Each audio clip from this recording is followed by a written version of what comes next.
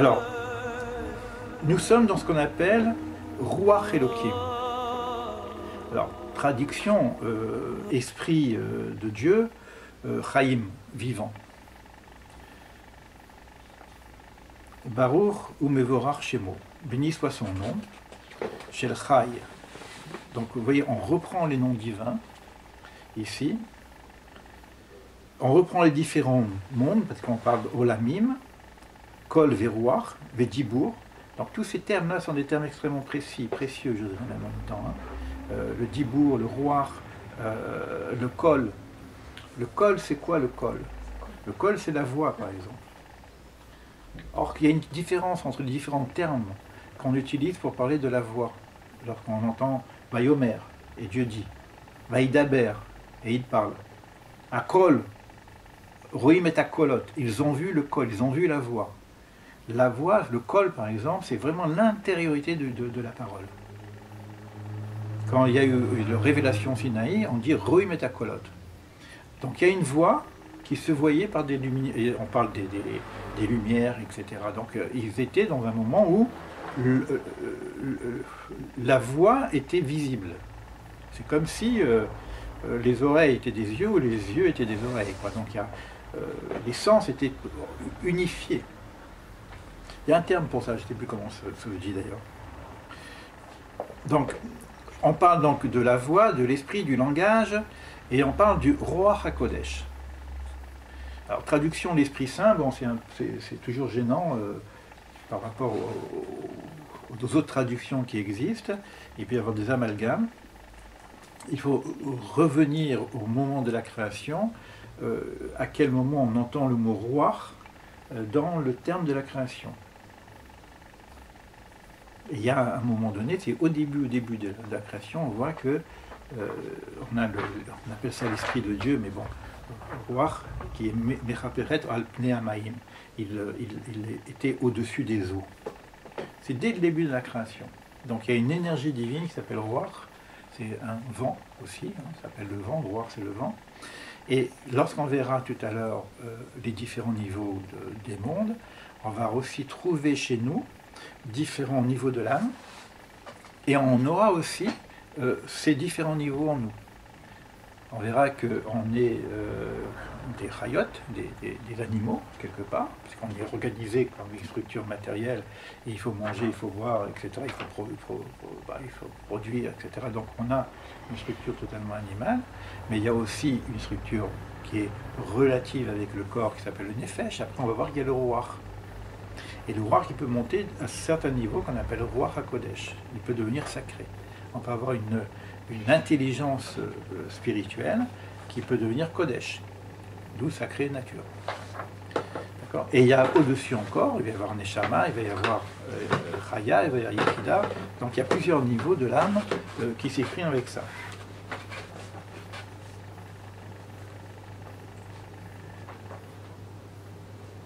Et là, après, il rentre à peu près, maintenant, donc je vais m'arrêter sur ça, il va rentrer donc sur l'organisation avec les lettres, l'esprit venant de l'esprit, donc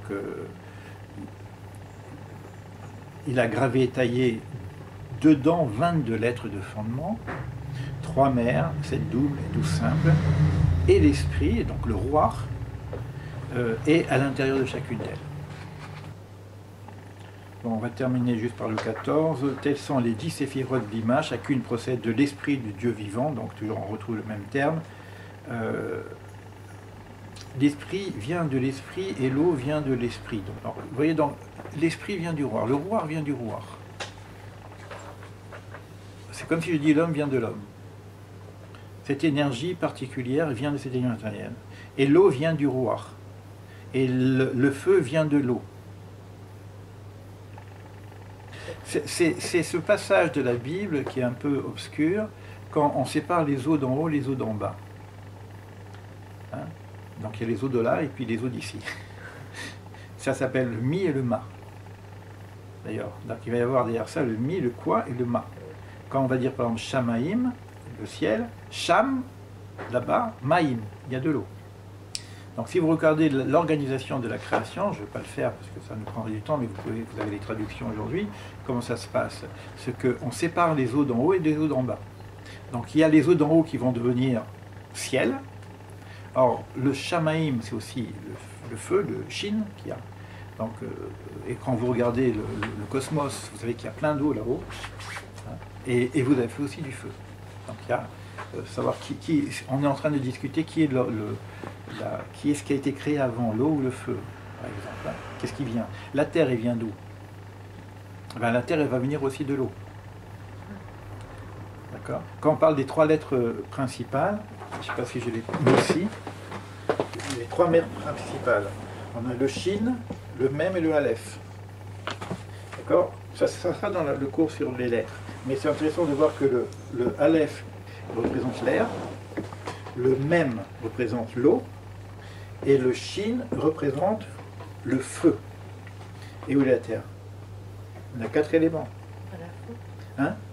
Mais pourquoi la terre n'est pas mise dans les éléments de base? On parle de 3 mers et 7 doubles. Alors, ça regroupe les 4? Alors, c'est une question, parce que nous, on a l'habitude de parler des 4 éléments. Et là, on nous parle de 3 éléments. Ben, le 3 qui fait 4. Le 4 qui... Alors, moi, je l'ai mis ici au centre Afar, mais comment elle arrive, le Afar? Si je regarde la Bible, c'est quoi? C'est qu'il y a de l'eau, et on demande l'eau de se séparer, et que la terre apparaisse. D'accord? Donc, c'est-à-dire que la terre vient de l'eau. D'après la construction biblique. Quoi. C'est vrai que ça va être un composé de tout. Hein. Et l'homme, parce que là pour l'instant c'est Afar, c'est le texte biblique. Après il va y avoir Adama. L'Adama, la terre, elle va être sèche. Il va y avoir d'un côté de l'eau qu'on appelle Mikvé, les Mikvés qui sont dans les océans, et après il va y avoir la terre qu'on appelle Adama. Et l'homme, Yetzer, va être formé de Adama.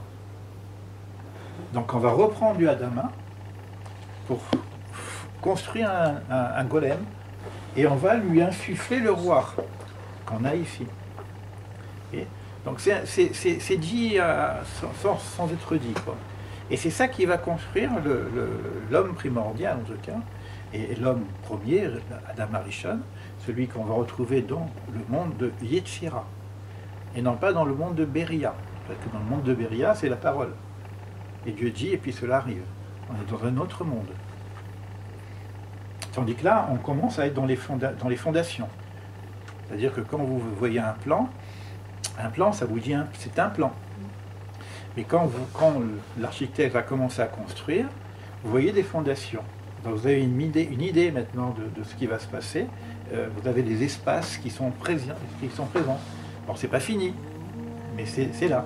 Et vous avez des pierres, vous avez de l'eau, vous avez de la matière, des matériaux pour construire le projet. Quelque part, nous allons être une forme d'incarnation matérielle du dessin sur des séphirotes, des choses comme ça. Ce qui est important, c'est que ces choses-là sont vraiment cachées dans les premiers textes.